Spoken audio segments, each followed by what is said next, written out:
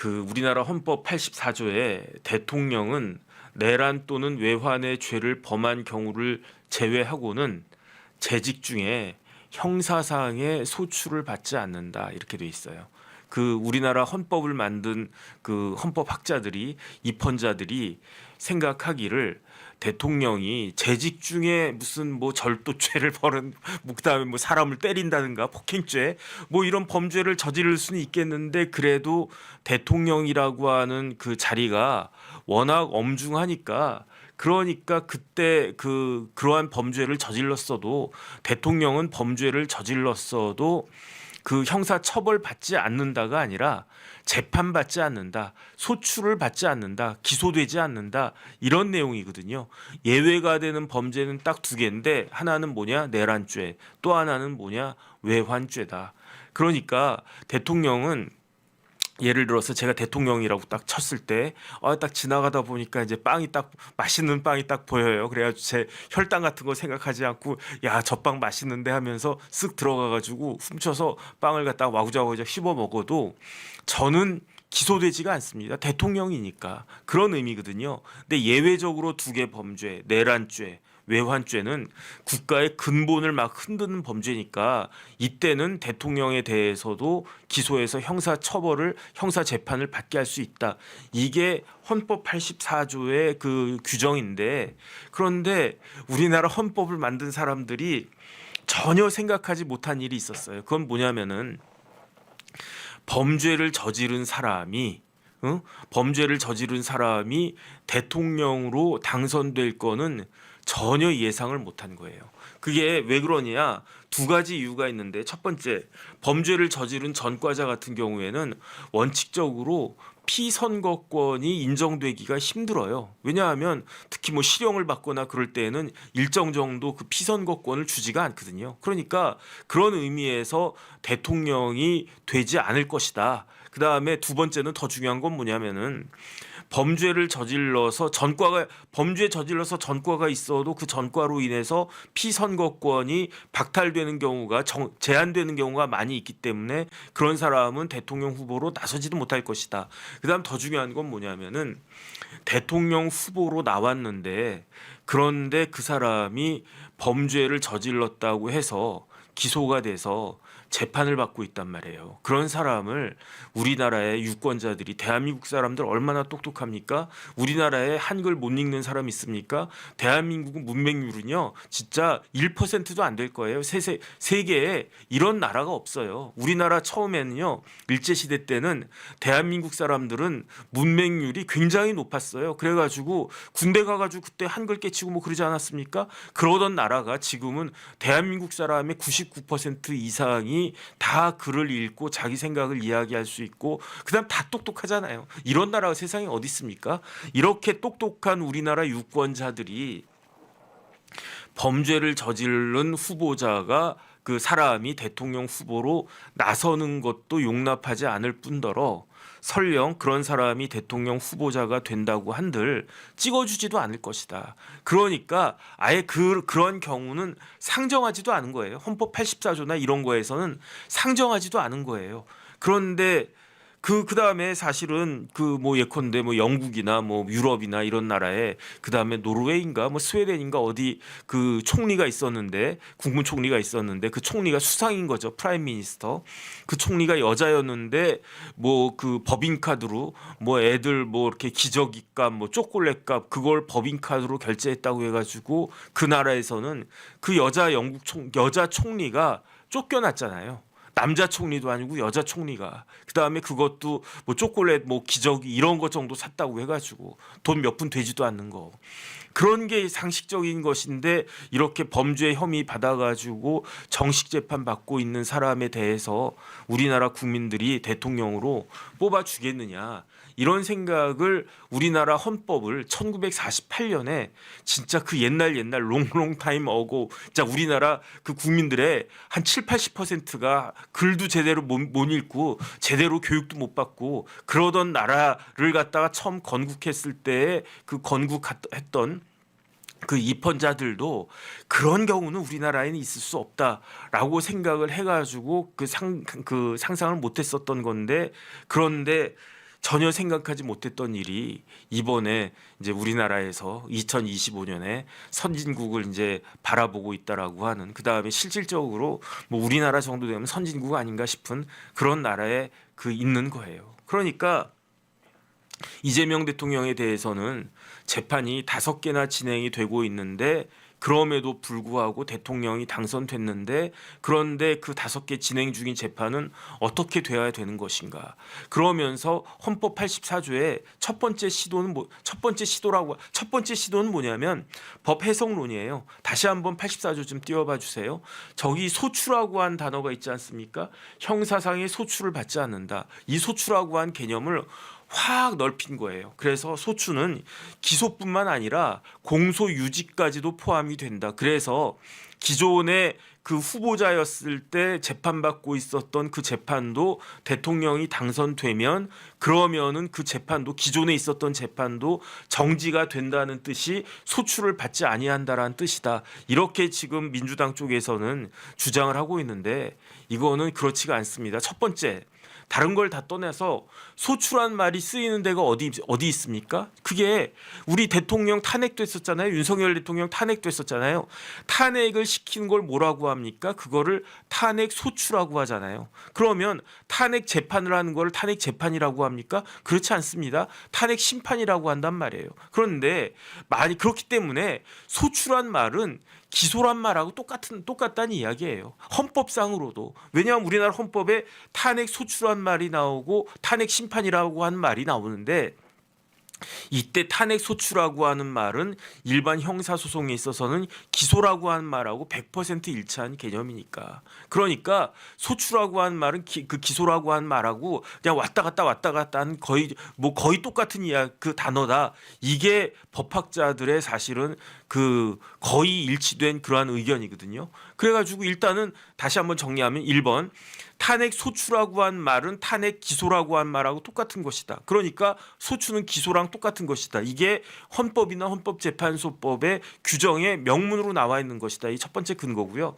두 번째 근거는 뭐냐면 그 다음 페이지 좀 띄워봐 주세요. 제가 지난번에도 보여드렸었는데 어떻게 되어 있는가? 이게 보면은 맨 위쪽에 보면은 조금만 내려주시고, 맨 위쪽에 보면은 주석서 3권 이렇게 돼 있잖아요. 주석서 3권. 이게 무슨 주석이냐면 그 헌법 주석이란 뜻이거든요. 헌법 주석이 워낙 이제 헌법은 중요한 법이니까 주석서 내용이 많아요. 그래가지고 주석서가 한 3권, 4권 뭐 이 정도까지 있거든요. 그런데 어쨌든 제가 그 다운 받아가지고 정리한 겁니다. 그 주석서 딱 보면 맨 마지막 그 패러그래프 가 내용 나와 있죠. 그 다음에 헌법 84조에서 말하는 형사상의 소추는 기소를 의미한다. 헌법 주석서에 명확히 나와 있는 거예요. 그러면 이 헌법 주석서를 누가 썼느냐? 뭐 어떤 대학 교수가 그냥 글을 딱 쓴 다음에 이건 헌법 주석이야 이렇게 쓴 건가? 그렇지가 않단 말이죠. 헌법 주석서 그다음 페이지 좀 띄워봐 주세요. 헌법 주석서를 만드는 데는 누구냐? 서울대학교 법대도 아니고 고려대 법대도 아니고 연대 법대도 아니고 어디서 헌법 주석서를 갖다가 만드느냐? 가운데 보이잖아요. 법제처 이렇게 보이잖아요. 제가 다운받은 게 저거거든요. 2010년에 법제처에서 그 정부 예산 써가지고 우리나라의 헌법에 최고 권위자들만 모아가지고 쓴 책이 헌법 주석서다. 그러니까 대법원 판례만큼은, 대법원이나 헌법재판소 판례만큼은 무게감이 없지만 그래도 그 다음 정도 되는 그런 무게를 갖고 있는 게, 그게 이제 저게 주석을 갖다가 독일어로는 코멘타르라고 하는데, 우리나라도 드디어 이제 헌법 코멘타르가 있게 된 것이다. 그래서 법제처에서 만든 것이다. 그런데 저 주석서 만들었을 때 그 법제처장은 누구였을까요? 그 다음 페이지 좀 띄워봐 주세요. 저런 책을 딱 만드니까 이제 발간사를 딱 하지 않습니까? 이거 이러이러하게 해가지고 우리나라 법제처가 예산 몇십억 써가지고 아주 그냥 유수한 교수님들한테 연구비 뭐 이렇게 그 뭐라 그럴까, 이렇게 뭐 원고료 같은 거 많이 들여가지고 그 헌법 주석서를 갖다가 드디어 썼습니다. 그 다음에 지난번에 썼던 거는 1편인데 그 2판으로 더 업데이트해가지고 더 그 헌법 주석서를 더 잘 만들었습니다라고 발간사를 누가 누가 하겠습니까? 그 발간사는 법제처의 대빵 넘버원 누굽니까? 법제처장. 지금 법제처장은 이완규 법제처장이 하고 계신데 그래가지고 제가 궁금했어요. 2010년도에 2010년 2월 달에 명백하게 헌법 84조의 형사상 그 소추는 기소를 의미한다라고 쓰여져 있는 저 헌법 주석서를 만들었을 때 그때 법제처장은 누구였는가 찾아봤거든요. 그 다음 페이지 좀 띄워봐 주세요. 그러 봤더니 그때 법제처장이 저때 2010년도는 MB 때였는데 이명박 대통령 때였는데 짜잔 법제처장 누구라고 되어 있습니까? 이석연. 이석연 법제처장 어떤 사람입니까? 요번에 이재명 캠프에 들어갔잖아요. 아주 그냥 그 중요한 역할 해가지고 와 이재명 그 후보가 그 사람들을 갖다가 막 이렇게 모셔왔는데 뭐 누굴 모셔왔습니까? 윤여준 전 환경부 장관 모셔왔어요. 근데 저는 윤여준 환경부 장관은 그만큼의 무게가 있나 한 생각은 했었어요. 왜냐하면 왔다 갔다 하셨던 분이니까 뭐 그 다음에 뭐 문재인도 지지하고 뭐 그래 뭐 물론 이제 전두환 때부터 박정희 대통령 때부터 그렇게 청와대 뭐 계속 있었던 분이다. 그 뭐 그런 거는 알고 있었지만 하지만 그 이후에 이회창 그 캠프에서도 아주 중요한 핵심적인 역할을 했지만 그 다음부터는 민주당 쪽으로만 왔다 갔다 했던 분이니까 그런데 또 누가 들어왔었는가? 그 다음 페이지 좀 띄워봐 주세요. 저기 딱 보면은 제21대 대통령 선거대책위원회 출범식 딱 할 때 맨 왼쪽에 누가 있습니까? 맨 왼쪽에 박지원 의원이 있잖아요. 그 거물 뭐 정치 한 7단 뭐 이 정도 된다라고 하는 박지원 의원이 맨 왼쪽에 있는데 맨 왼쪽보다도 더 안쪽으로 물론 저기 이제 이재명 후보 있고 윤여준 그 장관 있고 그다음에 뭐 김부겸 김경수 있고 그 옆에 있는 사람이 저분이 이석연 전 법제처장 아닙니까? 그러니까 그 이재명 캠프에서 굉장히 핵심적인 위치에 있었던 분이에요. 맨 앞줄에 섰잖아. 맨 앞줄에. 그다음에 박지원 의원보다도 더 안쪽에 섰잖아. 김경수 바로 옆에 섰네. 그 정도면 상당한 그 무게감이 있는 영입 인사 아니었겠습니까? 그런데 이석연 법제처장은 변호사일 뿐만 아니라 이석연 법제처장은요. 박사예요. 그다음 페이지 좀 띄워봐 주세요. 박사인데 어떤 박사냐? 법학 박사인데 헌법 박사예요. 전공이 검사의 불기소 처분에 대한 헌법소원 연구해가지고 저자 이석연 학위를 어디서 받았다고요? 서울대학교에서 학위 논문이 뭐라고요? 박사학위 논문으로 1991년에 진짜 우리나라 헌법재판소가 그 발족한 게 87년이나 88년이나 뭐 이 정도 됐을 텐데 헌법재판소가 생기자마자 헌법재판소에 헌법연구관으로 가서 그 다음에 서울대에서 박사학위까지 받은 헌법의 최고 권위자 중에 한 명이 이석연 전 법제처장이라고 할 건데 이석연 변호사가 법제처장 할 때 헌법 주석서를 갖다가 딱 만들었어요. 얼마나 뿌듯했겠습니까? 그거 다 읽어보지 않았겠습니까? 그런데 만약에 저 헌법 84조 관련된 내용을 썼던 교수가 소추는 기소다. 근데 딱 그 법학 박사 서울대 법학 박사 이석연이 딱 봤을 때 이석연 법제처장이 봤을 때 이건 아닌데 그러면은 그 쓴 교수님 불러가지고 교수님 어떻게 소추가 기소예요? 소추는 기소에다가 기존에 있었던 재판까지도 정지시킨다는 뭐 그런 의미 아닙니까? 그러면서 뭐 토론이라도 하지 않았겠습니까? 어쨌든. 다른 사람도 아니고 이석연 법제처장이 법제처장으로 있을 때 발간된 헌법 주석서에 명백히 소추는 기소라고 되어 있는데 그런데 여기에 대해서 어떻게 반박을 갖다가 할 수 있을 것인가. 그다음에 제가 또 몇 번 말씀을 드렸지만 헌법재판소법 규정에도 뭐 29조 몇 2항인가 뭐 정확한 규정 기억이 안 나는데 거기에 기소하고 재판하고 그 소추하고 재판을 명백히 구분을 하고 있었어요. 그러니까 헌법재판소법 규정에도 그렇고 그다음 또 하나가 뭐냐? 헌법 68조 좀 띄워봐 주세요. 헌법 68조를 갖다가 보면 어떻게 되어 있느냐? 저기 보면은 대통령 임기가 만료되기 전에는 선거해야 된다. 그다음에 68조 2항이 중요한데 대통령이 권리가 된 때에는 또는 대통령 당선자가 사망하거나 판결 기타의 사유로 그 자격을 상실할 때에는 후임자를 선거해야 한다. 이렇게 딱 되어 있단 말이죠. 그러니까 어떤 내용이 나옵니까? 판결. 그러니까 어떻게 이걸 해석하느냐? 대통령이 판결 등의 사유로 자격을 상실할 때에는 후임자를 선거한다. 그러니까 대통령도 재판받을 수 있네. 재판을 받지 않은 상황에서 판결이 나올 수가 없잖아요. 그러니까 이 68조 2항도 대통령이 된 사람이 기존에 형사 재판을 받고 있었을 때에는 그 형사 재판은 재직 중이 아닌 경우니까 그러니까 재판이 진행이 되어야 된다. 이렇게 주장을 또 사람들이 한단 말이에요. 그 주장을 한 사람이 누굽니까? 대표적으로 한동훈 전 대표. 좀 띄워봐 주세요. 한동훈 전 대표가 뭐라고 이야기를 했느냐? 여기에 대해서 헌법 제68조 제2항 대통령도 판결로 자격 상실할 수 있다고 명시가 되어 있다.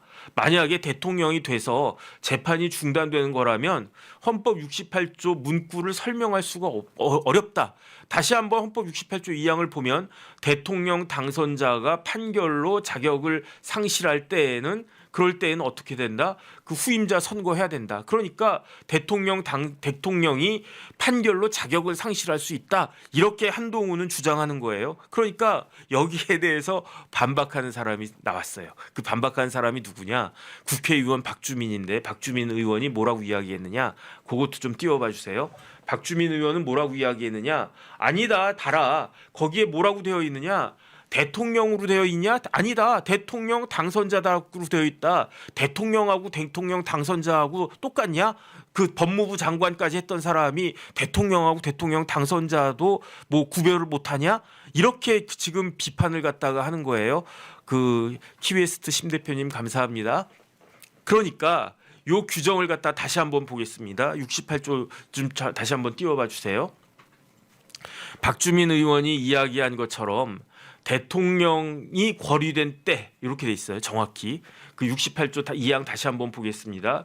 대통령이 권위된 때 또는 대통령 당선자가 사망하거나 판결 기타의 사유로 그 자격을 상실할 때는 뭐 후임자를 선거한다 이렇게 돼 있어요. 이걸 둘로 나누면 대통령이 권위된 때에는 후임자 선거한다. 대통령 당선자가 사망하거나 판결 기타의 사유로 자격을 상실할 때에는 후임자를 선거한다. 이렇게 나누어진단 말이에요. 그러니까 얼핏 봤을 때에는 박주민 의원의 이야기가 맞는 것도 같아요. 그런데 그렇지가 않은 거예요. 대통령이 권위된 때라고 하는 건 뭐냐? 대통령이 자격을 상실한 때 아니겠습니까? 그런데 헌법 68조 2항은 대통령이 자격을 상실하는 경우로 대통령이 사망하거나 판결 기타의 사유로 그 자격을 상실하거나 이럴 때를 갖다가 두는 거예요. 그러니까 사망, 판결 이런 것들은 권위를 더 자세하게 설명을 갖다가 해주는 것이다. 그런데 대통령 당선자가 사망하거나 판결 기타 사유로 자격 상실하는 때에 탄핵은 들어가지가 않습니다. 왜 탄핵이 들어가지 않습니까? 대통령 당선자는 당선자일 뿐이지 대통령이 아니기 때문에. 그러니까 대통령이 권위된 때는 크게 세 가지를 볼 수가 있는데 첫 번째 사망, 두 번째 탄핵, 세 번째가 형사 판결로 피선거권이 박탈될 때 이 세 가지를 갖다가 볼 수 있는 거예요. 그런데 왜 사망, 판결, 기타의 사유로 자격 상실을 대통령 당선자에 대해서만 저렇게 자세하게 이야기하고 있는가? 대통령 당선자는요 법적으로는 지위가 없는 거거든요. 대통령으로 당선돼서 대통령이 될 것으로 예정이 되어 있는 사람이지. 1항을 보면 대통령은 임기가 만료되기 70일 내지 40일 전에 후임자 선거한단 말이에요. 그러면 대통령 당선자가 그때 나오는 거예요. 그러면 대통령 당선자 신분은 40일에서 70일까지 보유하고 있을 수 있는데 그런데 갑자기 그때 판결이 딱 그 선고가 돼가지고 자격 상실한다. 그럼 어떻게 해야 되느냐? 기껏 대통령 선거를 갖다가 해놨지만 그거는 무효가 되는 거고 다시 선거를 할 수밖에 없다. 이렇게 되는 거죠. 그러니까 대통령 당선자는 대통령처럼 법적인 지위가 부여가 되는 것이 없기 때문에 대통령 당선자는 권위가 될 수가 없는 거예요. 그 위치에 올라가지 못했으니까. 그러니까 그 권위라고 하는 말 속에는 판결로 인해서 자격이 상실되는 경우도 포함된다라고 해석이 될 수밖에 없고 그렇기 때문에 대통령에 대해서 기존에 있었던 재판은 형사 재판은 계속 진행될 수밖에 없다. 이게 맞는 해석이란 말이죠. 참고로 박주민 의원하고 한동훈 전 대표하고 누가 대학교 선배일까요? 대학 선배는 박주민 의원하고 한동훈 대표하고 그 두 사람 비교해 놓은 사진이 있으면 좋겠는데 제가 그걸 깜빡했네요. 한동훈 대표가 더 대학교 선배예요. 그 외모로 봐서는 한동훈이 조금 더 어려 보이고 박주민이 뭐 더 나이 들어 보이고 하지만 그 두 사람 봤을 때는 한동훈 전 대표는 92학번이고요. 박주민 그 의원은 93학번이에요. 하지만 나이는 똑같아요. 왜 나이는 똑같은가? 박주민 의원이 그 1년 재수를 했기 때문에 그래서 93학번인데 두 사람이 나이는 똑같아요. 나이는 똑같은데 학번은 오른쪽이 더 위다.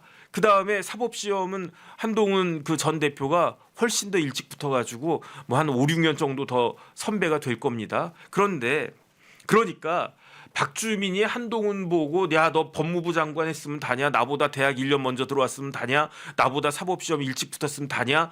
응? 대통령 당선자하고 대통령을 갖다 구별 못하냐? 공부 좀 더 해라. 이렇게 이야기할 수가 없는 게 그게 뭐 한동훈이 더 일찍 붙고 뭐 한동훈이 뭐 재수도 안 하고 그래서가 아니고 제가 지금 드린 말씀은 이 이야기가 누구 이야기냐? 또 드리는 말씀인데 허영 교수님 이야기예요. 허영 교수님.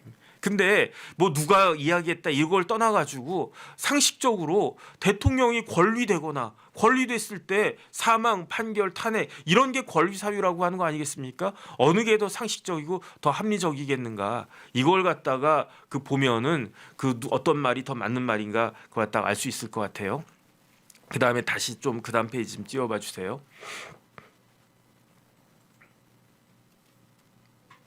하지만은 그렇기 때문에 어떻게 되겠습니까? 그러니까 원칙대로라고 하면 이재명 대통령에 대한 5개 그 형사 재판은 진행이 되는 게 맞아요. 진행이 되는 게 맞는데 이게 현실적으로 진행이 되겠는가? 이게 법하고 현실하고 차이가 있는 거죠.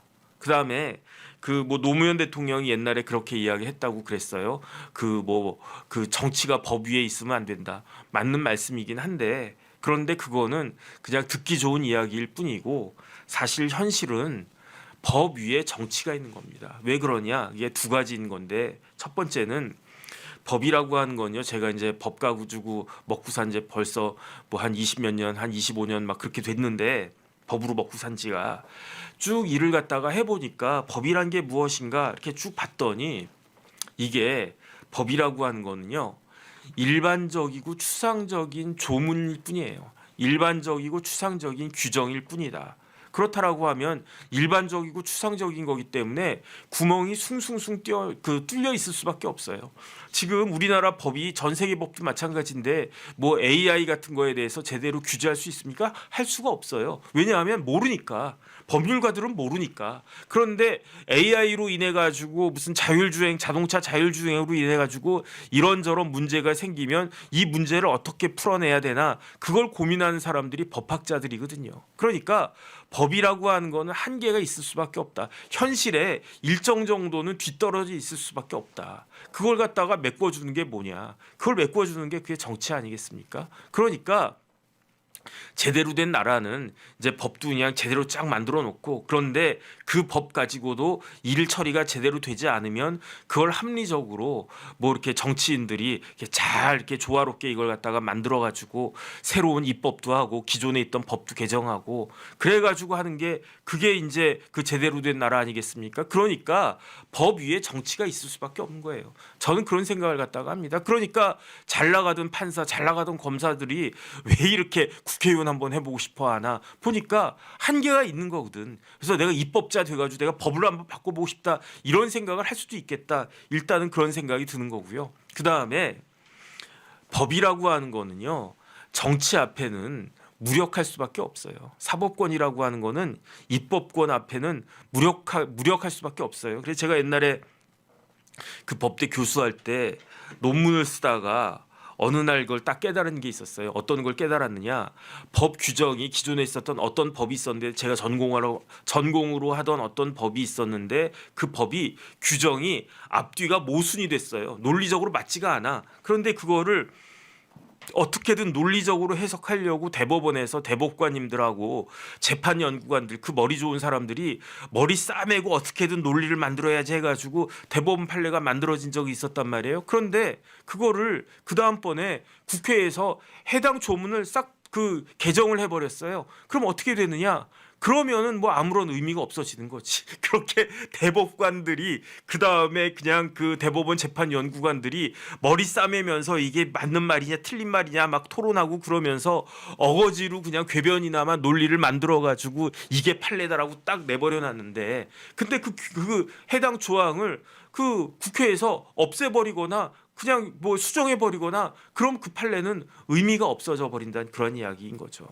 그래가지고 어쨌든 이 헌법 84조 관련해 가지고 뭐 누구나 다 대통령에 대해서 재판은 진행이 되어야 된다 이렇게 막 주장을 하고 있지만 이게 가능한 것인가? 그런데 여기에 대해서 공직선거법 관련해 가지고 서울고등법원 담당 재판부에서 뭐라고 이야기했습니까? 재판 안 하겠다고 그랬잖아요. 재판 안 하겠다라고 했는데, 그런데 재판을 안 하겠다라고 하는 근거가 있었어요. 그 근거가 뭐냐? 헌법 84조예요. 다시 한 번만 띄워봐 주세요. 헌법 84조를 갖다가 근거로 들면서 서울고등법원에 이재명 대통령에 대한 공직선거법 그 위반죄 파기환송심을 담당하고 있었던 재판부가 우리 재판부에서는 재판할 수가 없습니다. 왜 재판할 수가 없느냐? 헌법 84조에 저렇게 소추받고 있지 않는다라고 규정하고 있으니까 재판을 갖다가 할 수가 없겠습니다. 이렇게 주장을 하고 있는데, 그런데 그 제가 담당 재판장이 누군지 알거든요. 근데 그 재판장이 제가 개인적으로 아는 사람은 아닌데 저랑 무지하게 친한 후배와 또 굉장히 가까운 그런 재판장이에요.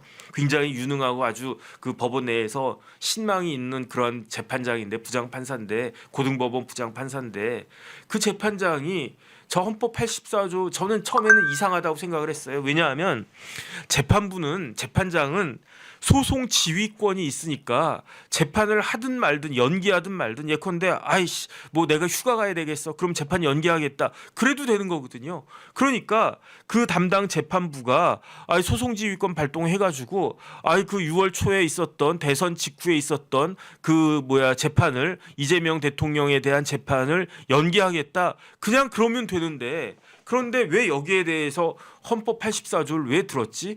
그 헌법 84조가 저런 식으로 해석이 돼서는 안 된다라고 하는 거를 그 재판장이 몰랐을까? 저는 그렇지 않다고 생각을 하거든요.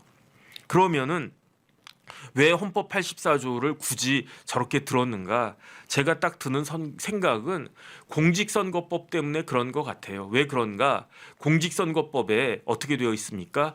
633 원칙이 있잖아요. 633 원칙. 그러니까 파기환송심도 고등법원이기 때문에 3개월 이내에 판결 선고를 해야 돼요. 그러니까 그 똑똑하고 어떻게 보면 소심하다고 할까? 그 재판장이 이재명 대통령에 대한 판결을 공직선거법 강행 규정에 따라 가지고 내가 3개월 이내에 판결 선고를 해야 되는데 판결 선고를 어떻게 하냐?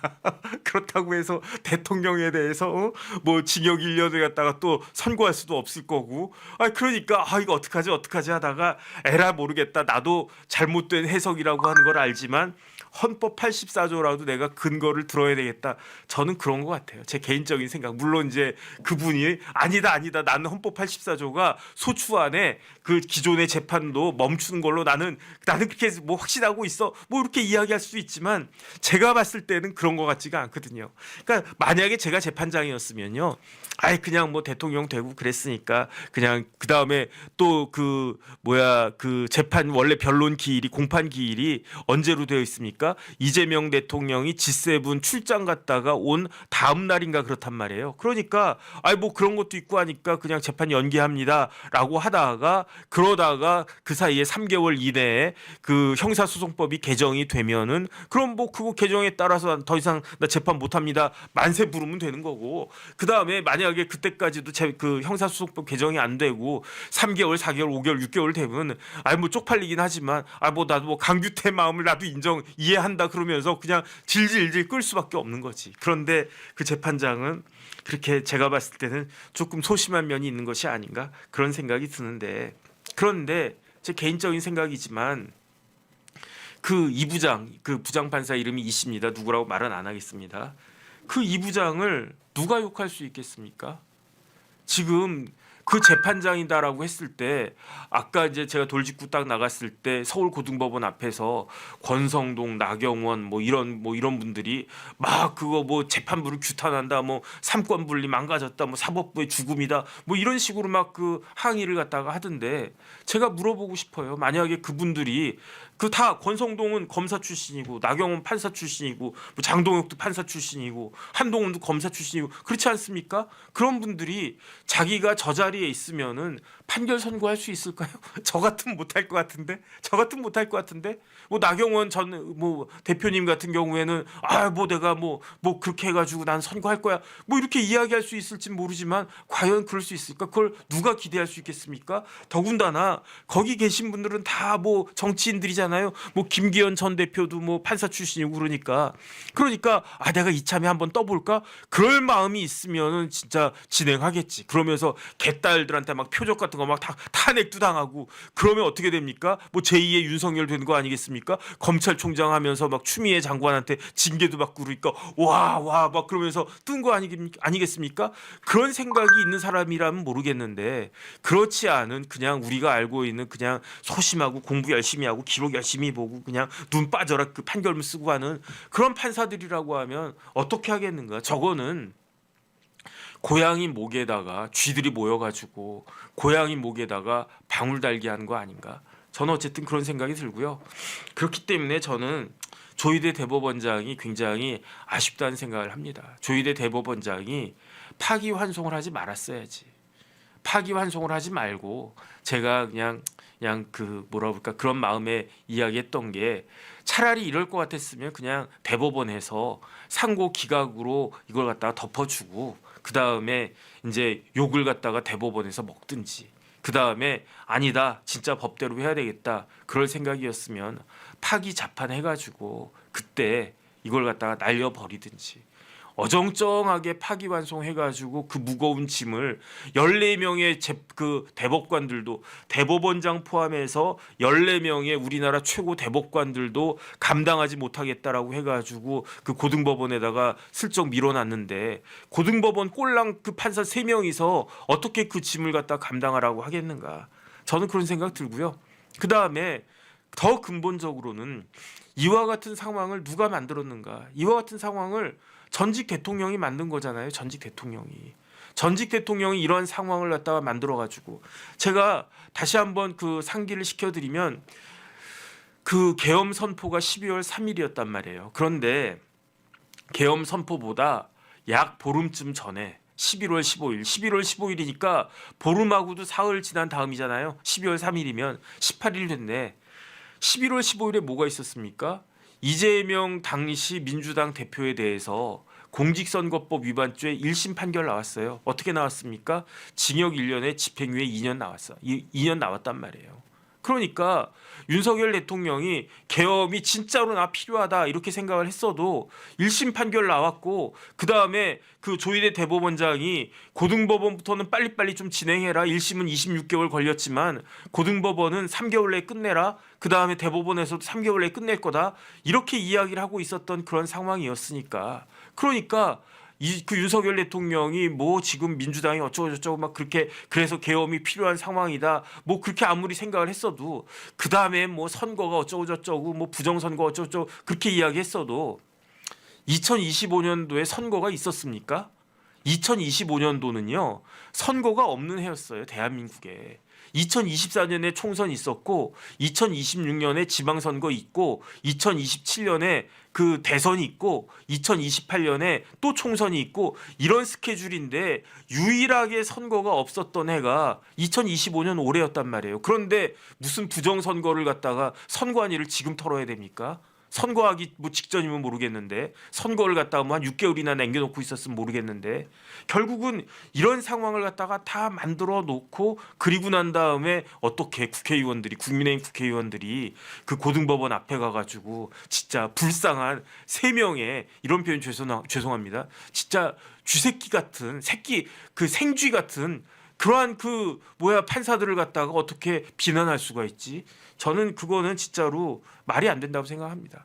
정리를 갖다가 하면 법리적으로야 지금 이재명 대통령에 대한 재판이 공직선거법부터 시작해서 쫙 진행되는 게 그게 맞죠. 하지만 현실은 그렇지 않고 그렇게 현실과 그 뭐 아이디어란 이상하고 현실하고 이만큼 괴리가 있는데 그 이상을 쫓아가지 못한다고 해가지고 그 진짜 그 판사 3명을 갖다가 비난하는 거는 저는 그 도저히 그건 안 된다.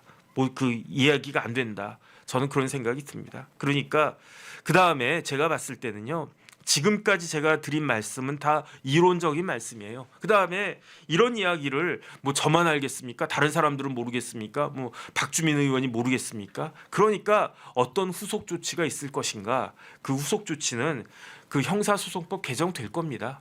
개정돼야 되고요. 제가 봤을 때 개정되는 게 맞아요. 왜 개정되는 게 맞느냐? 왜냐하면 그 막 찝찝하니까. 근데 아예 그냥 민주당이 그냥 밀어붙여가지고 형사소송법 개정해서 무조건 대통령은 형사재판을 갖다가 받지 않는다 이렇게 딱 해버리면 뭐 저 같은 사람이 어쩔 수 없는 거잖아요.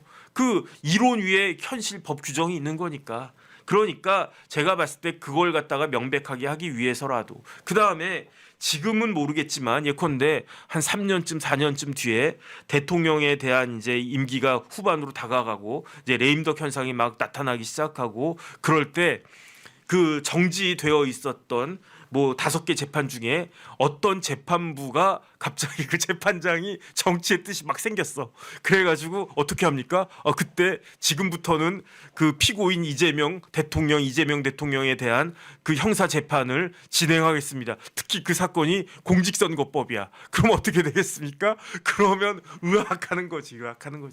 그 다음에 만약에 뭐 총선이 딱 그 전에 2028년도에 총선 있지 않습니까? 총선에서 뭐 어쨌든 뭐 국민의힘이 과반수를 차지하고 심지어 막 범야권이 지금하고 똑같이 200석을 갖다 차지해. 그렇게 되면 어떻게 되겠습니까? 그러면 그때 어떤 뭐 이렇게 야심이 있는 재판장이 갑자기 공직선거법 제기합니다. 그냥 딱 제기를 하는 거야. 그러면서 어떻게 합니까? 여기에 대해서 유죄했다 이렇게 하면 그러면은 그러니까 그 대법관을 30명으로 늘리겠네. 그런데 그 대법관이라고 해서 뭐 다 믿을 수 있겠습니까? 그렇게 해가지고 유죄 확정이 딱 되면은 조기 대선이 또 나타날 수 있을 수 있는 거지.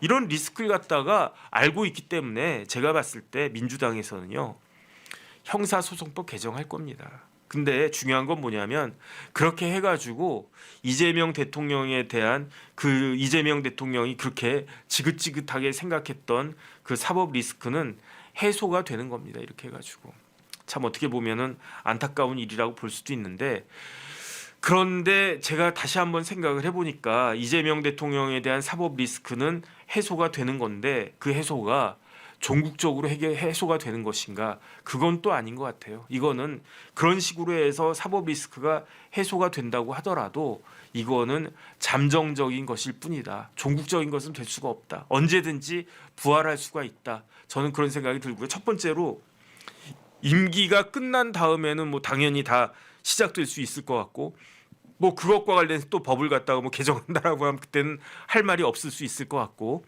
그 다음에 임기가 끝나기 전이라고 하더라도 뭐 이런저런 정치적인 역학관계가 달라지게 되면 그러면은 다시 이제 이 사법 리스크가 부담이 될 텐데 한 가지 확실한 건 뭐냐면요.